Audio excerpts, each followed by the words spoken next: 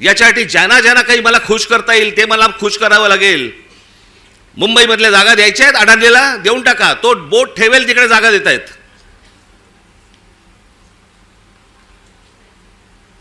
हे सगळं येतं सत्तेतून, सत्ता येते याच्यातून.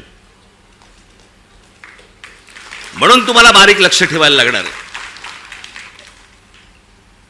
आणि याच्यासाठी म्हणून तो आपला उद्याचा 1 तारखेचा आपण मोर्चा काढतो आहोत.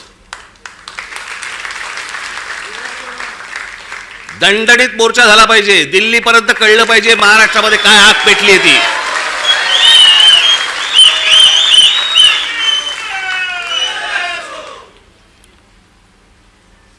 शिवाजी पार्क सारखी ती परिस्थिती नाहीये तिकडची.